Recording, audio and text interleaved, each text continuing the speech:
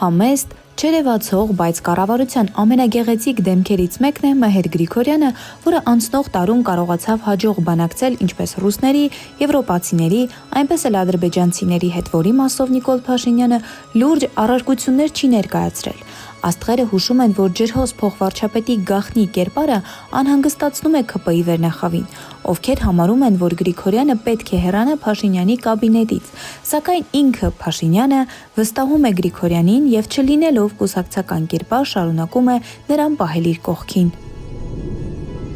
2026-ին ընթരാճ հումորային շարք, որը 15 տարի ժողովուրդ օրաթերթը պահում է որպես անխախտ ավանդույթ։